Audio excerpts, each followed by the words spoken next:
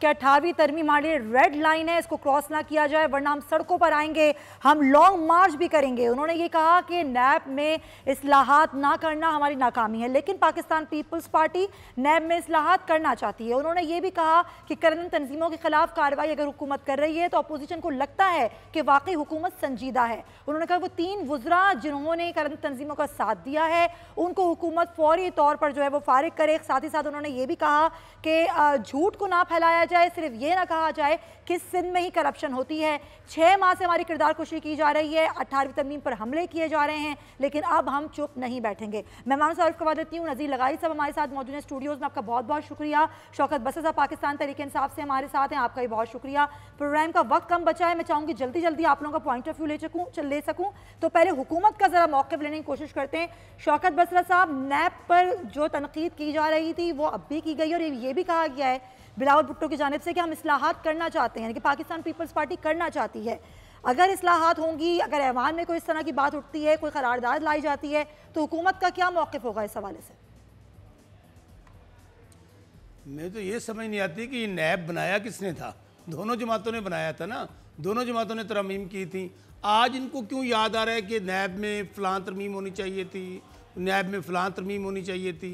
ये 10 साल की हुकूमत में क्या करते रहे हैं? नैब तो तहरीक इंसाफ ने नहीं बनाया, नैब में तो कोई कवानीन खान साहब ने नहीं बनाया, बल्कि ये जो चेयरमैन नैब है उसको भी लगाने में तहरीक इंसाफ का जो देखें, बात तो सुन लें। तहरीक इंसाफ का चेयरमैन लगाने में भी इसका चेयरमैन नैब का जो लगाए हुए हैं जावेद इकबाल साहब, उसमें भी तहरीक इंसाफ का कोई अमल दखल नहीं है। तो बाकी अच्छी बात है कि जो भी अच्छी सजेशंस आए हम उसको वेलकम करेंगे, क्योंकि एहतसाब के कवानीन जितने सख्त हों, और मेरी अपनी ये राय है कि नैब के अंदर कुछ कवानीन ऐसे हैं जिसमें जो चोर डाकू लुटेरे हैं जिन्होंने पाकिस्तान का माल लूटा हुआ है उसके बचने की राहें भी हैं।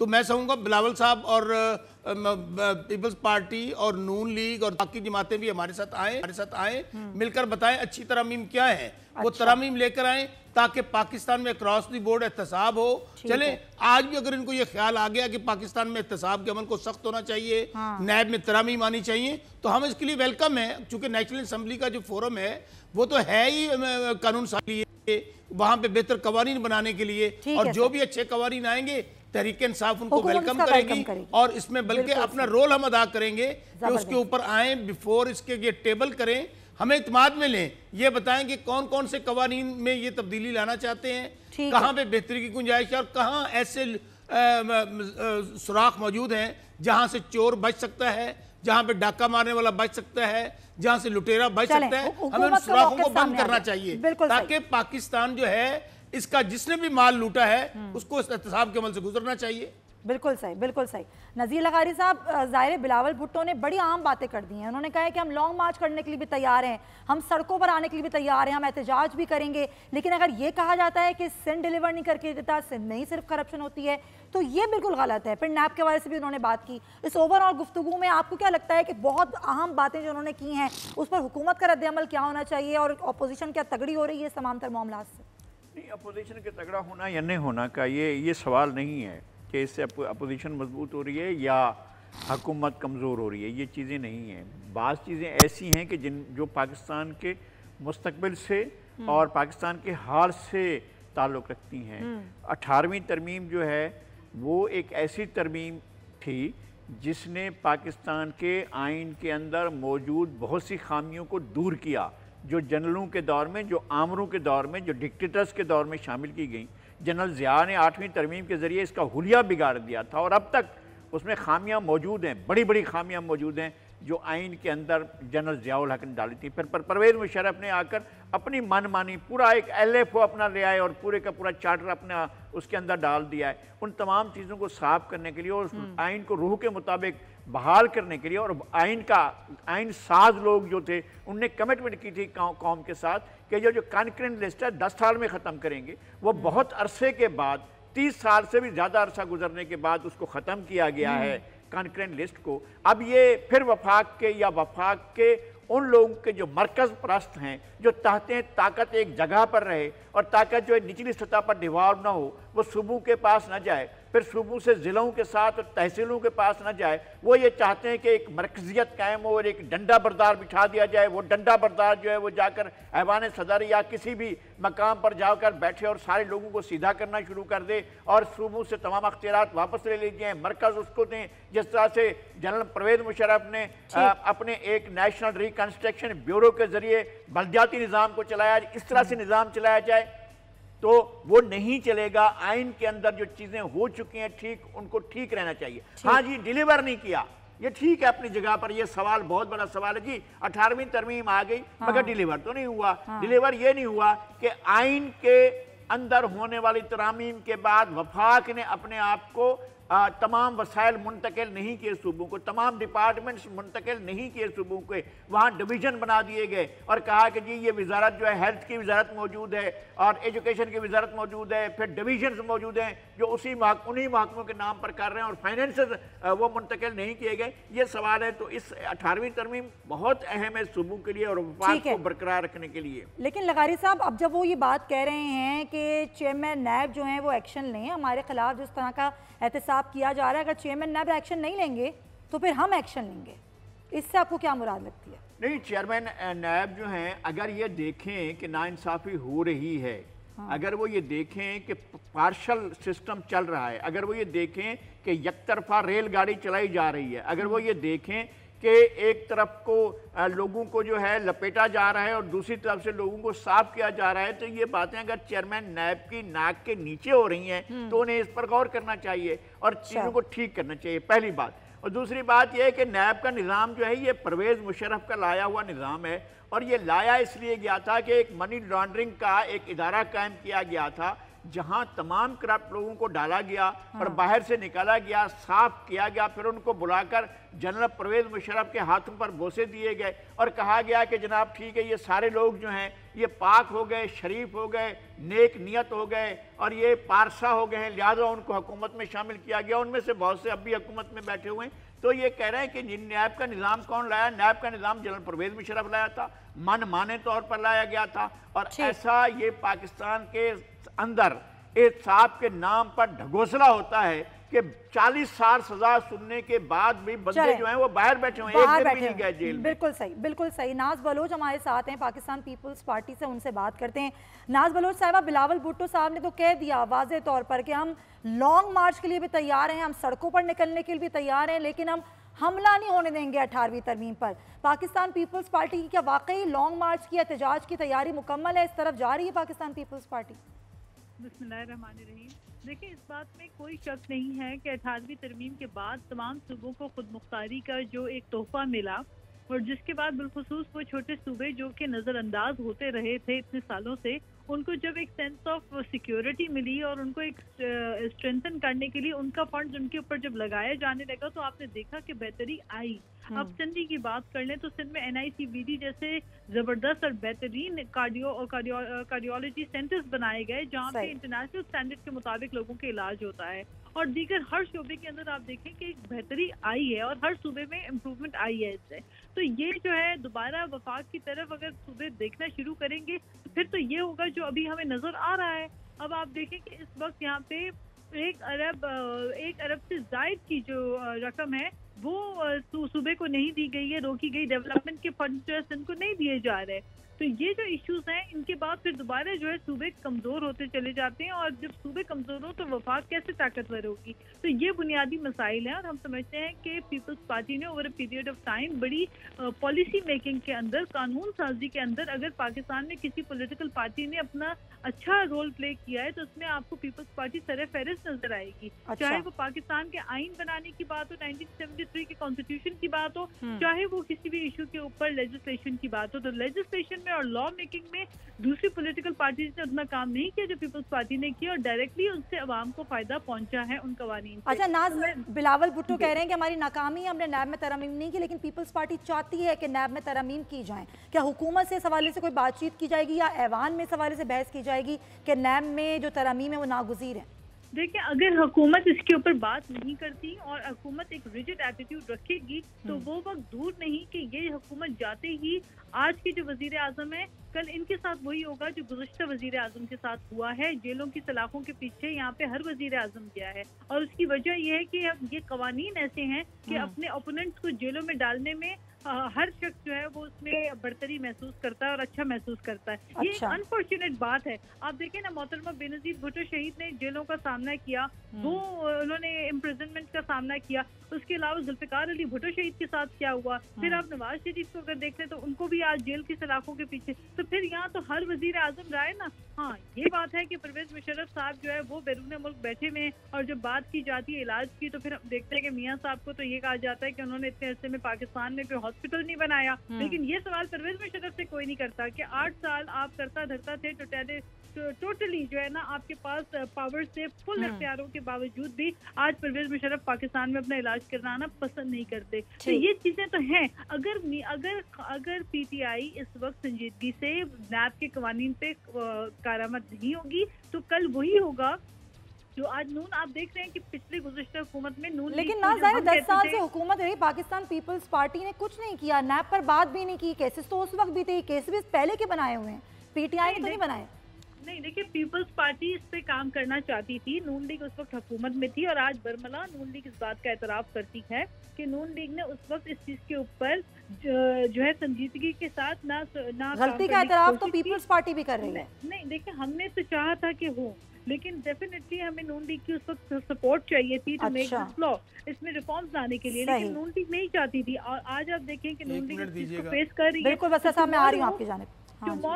टुमारो अगर आज यही हम सलूक देख रहे हैं, हम हुकूमत को समझा रहे हैं, हम नहीं चाहते, हम रियली नहीं चाहते कि आज के वजीर आजम जो है उनके साथ वो कुछ हो जो गुज़श्ता। चले नाज, अगर आप मेरे साथ मौजूद रहिए, बसरा साहब हैं, वो जवाब देना चाह रहे हैं आपकी बात का। जी बसरा साहब। सुमैया नज़ीर लगारी साहब ने बिल्कुल बहुत अच्छी बात कही कि एक कामर परवेज़ मुशर्रफ ने ये नैब का जो कानून बनाया था अपने मुखालफिन को राम करने के लिए, पार्टियों में तोड़ फोड़ के लिए, पार्टियों को तोड़ने के लिए बनाया था। लेकिन परवेज़ मुशर्रफ तो चला गया।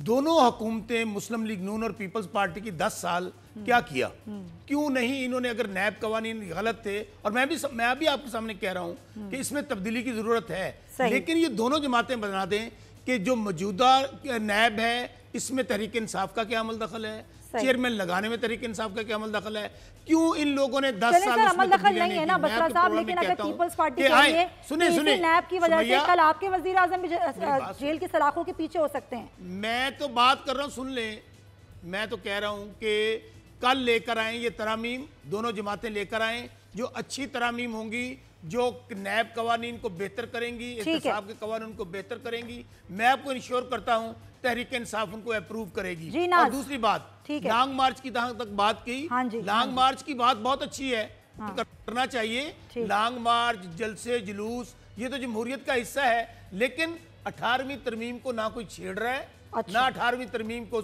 सोचा जा रहा है कि खत्म किया जाए, वो बिल्कुल उसी तरह है। तो फिर इख्तियारात क्यों नहीं दिए जा रहे हैं, हम भी इनको प्रोवाइड करेंगे। फंड्स क्यों नहीं ट्रांसफर किए जा रहे हैं ताकि हुकूमत मुझे बात बताइए सुमैया जी।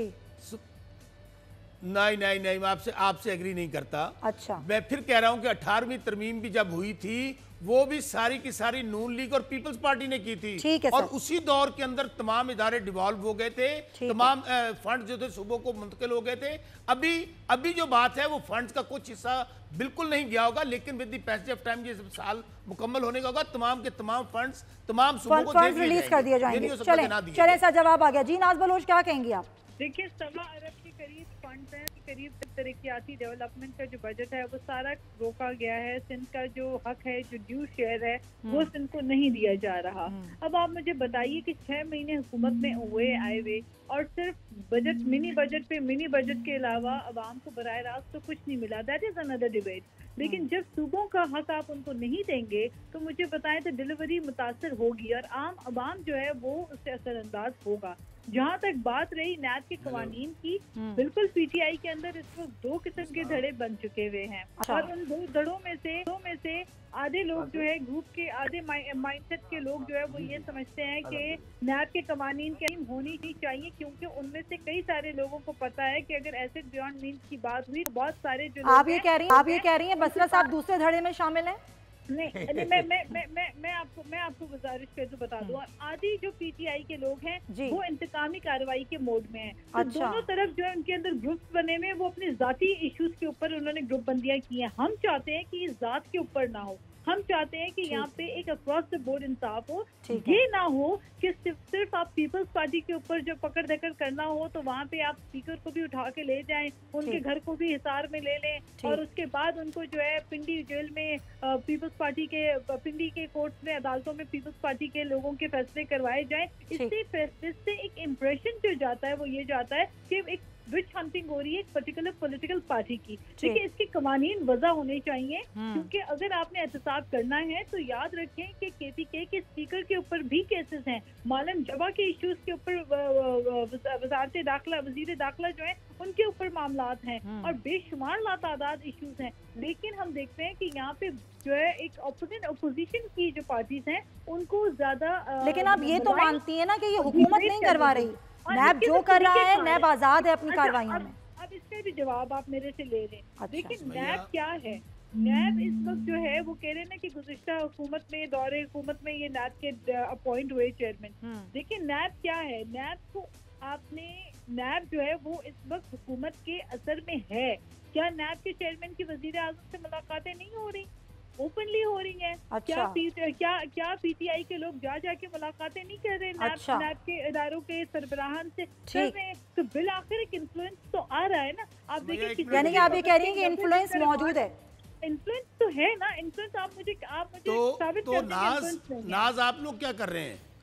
नाज अगर नैब कुछ गलत कर रही है तो टीवी में टॉक शोज में बातें करने की बजाय आप सुप्रीम कोर्ट क्यों नहीं जाते? आप जाए ना सुप्रीम कोर्ट, दरखास्त दें जाके चीफ जस्टिस साहब को कि देखें ये नैब का चेयरमैन जो वो गलत कर रहा है, वो हरासा कर रहा है, वो एक तरफा एहतसाब कर रहा है। भाई बात ये है कि यहाँ पर पॉलिटिकल पॉइंट स्कोरिंग कर, एक मिनट यहाँ पर पॉलिटिकल पॉइंट स्कोरिंग करने की बजाय एक प्रॉपर रास्ता इख्तियार करें नाज। और दूसरी बात ये है, अलीम खान पकड़ा जाए तो दुरुस्त है, दुरानी साहब पकड़े जाएं तो गलत है। मीठा पर जल्दी जवाब दें, फिर मैं आपके मशवरे का बहुत बहुत शुक्रिया। लेकिन मैं ये गुजारिश करना चाहूंगी कि हम तो अदालतों में जा रहे हैं, पीपल्स पार्टी तो भुट्टो साहब के दौर से अदालतों का ही सामना कर रही है, तो पीपल्स पार्टी तो जाती रहेगी अदालतों में और हम अदालतों के फैसलों को मानते भी हैं, हम उनके खिलाफ भी नहीं जाते। इसमें फौरी जाएं, नैब चेयरमैन के खिलाफ अगर वो गलत कर रहे हैं तो फौरी जाएं, लेट ना करें। चलें बसरा साहब, कल इस्लामाबाद अगर आप होंगी तो कल आपको सुप्रीम कोर्ट जाना चाहिए। अगर मेरी बात सुने, हर मामला अगर कल सुप्रीम कोर्ट जाएंगी नाज, आप बात करें, सुप्रीम कोर्ट कल जाएंगी नाज चीफ जस्टिस के खिलाफ, चेयरमैन नैब के खिलाफ। आप बात नहीं करनी, सॉरी मैं इस तरह बात नहीं करती। बसरा साहब आप उनको बिल्कुल डिक्टेट तो नहीं कर सकते। नाज मैं ये कह रहा हूँ कल आप जा रही है ना सुप्रीम कोर्ट, थोड़ा देखें ठंडा पानी पी लें मेरे भाई, थोड़ा पानी पी के आराम से तसल्ली से बात बहुत करें। शुक्रिया, मुझे बोलने का मौका मैं तो और बात कह रहा हूँ। बहुत शुक्रिया नाज बलोच आपका, मेरे पास टाइम बड़ा कम है, बसरा कम है। मैं आखिरी एक मौक़िफ़ ले लूँ लगाई साहब का। लगाई साहब क्या कहेंगे आप? ज़ाहिर एक तरफ हम देख रहे हैं कि कुछ मजबूरियाँ भी हैं और ज़ाहिर मामलात भी हैं, एहतसाब का अमल भी है और अपोजिशन और हुकूमत का मामला जो है कुछ गड़बड़ी नज़र आ रहा है अभी। नहीं, अपोजिशन और हुकूमत को एक पेज पर आना पड़ेगा, बहुत सी चीज़ें करनी हैं। इन्होंने कानून के अंदर कानून साजी करनी है, अभी लेजिस्लेशन का पूरा प्रोसेस रुका हुआ है। इस हुकूमत ने अब तक कोई एक भी बिल मंजूर नहीं कराया है, इनको कराना पड़ेगा, इनको जाना पड़ेगा, बैठना पड़ेगा, बैठकर बात करनी पड़ेगी। ये बाहर से उठाया गया हवा है। मैं शौकत बसरा साहब की इस बात से मुत्तफिक हूँ कि ये बाहर से उठाया गया है कि जी 18वीं तरमीम को खतरा है, तो 18वीं तरमीम को खतरा कोई बाहर के और लोग हैं जो खतरा पैदा कर रहे हैं। कम अज़ कम मेरे ख्याल में पीटीआई की हुकूमत की ना इस्तात है, ना वो ऐसा करने की पोजीशन में, ना उनके पास अददी अक्सरियत है कि वो ऐसा कर सकें कि आइन में तरमीम कर सकें। तो 18वीं तरमीम को कोई खतरा नहीं है, लेकिन एहतसाब का कानून मिलकर ठीक कर सकते हैं। अगर ये एहतसाब का कानून इंतकाम का कानून बनेगा तो फिर पाकिस्तान में गवर्नेंस और डिलीवरी नहीं हो सकेगी। बिल्कुल सही। लास्ट कमेंट बसरा साहब ये बता दें कि भुट्टो साहब वो कहते हैं, बिलावल साहब ये कहते हैं कि दोनों ऐवानों में मुश्तमिल नेशनल सिक्योरिटी कमेटी बनाई जाए तो हुकूमत फिर राजी होगी इस नेशनल सिक्योरिटी कमेटी पर जो कि दोनों ऐवानों में मुश्तमिल होगी। ऑलरेडी बनी हुई है, उसकी अपनी एक फॉर्मेशन है। हम तो वही काम कर सकते हैं ना जो आइन और कानून इजाज़त देगा, उससे तो बाला नहीं कर सकते पाकिस्तान के अंदर। और अच्छा, अगर फ़र्ज़ करें इन्होंने दोनों आइनों पे मुश्तमिल नेशनल सिक्योरिटी बनानी थी, फिर मेरा वही सवाल है कि भाई आप लोग 10 साल क्या करते रहे? आप ये तरमीम ले आते, आप पहले वाली नेशनल सिक्योरिटी, लेकिन सर अभी आप लोगों के जिम्मे बड़ी तरमीम बाकी है, बहुत लेजिस्लेशन है, कोई काम नहीं हो सका अभी तक। नहीं समैया, मैं और बात कह रहा हूँ। अच्छा समैया, मैं और बात कह रहा हूँ। मैं फिर कह रहा हूँ कि 2008 और 2013 की गवर्नमेंट में इनको वो पुरानी जो नेशनल सिक्योरिटी बनी हुई है जिसको ये दोनों प्राइम मिनिस्टर हेड करते रहे, हमारे जब मैं पीपल्स पार्टी में था करते थे गिलानी साहब, और इधर मियां नवाज शरीफ करते, उस वक्त क्यों नहीं खत्म की? चले आज भी अगर उनको लगता है को छोड़ देते हैं सर, प्रोग्राम का वक्त खत्म हो गया। बसरा साहब बहुत बहुत शुक्रिया, नज़ीर लगाई साहब आपका भी बहुत शुक्रिया, हमारे साथ आज मौजूद थे प्रोग्राम में। मैं आखिर में बस यही कहना चाहूँगी, माजी को भूल जाएं, वही लोग कामयाब होते हैं जो आगे मुस्तकबिल की तरफ देखते हैं, क्योंकि पाकिस्तान का मुस्तकबिल तभी ताबनाक और रोशन हो सकता है जब अपोजिशन और हुकूमत दोनों मिलकर काम करें और पाकिस्तान के लिए काम करें। अल्लाह हाफ़िज़।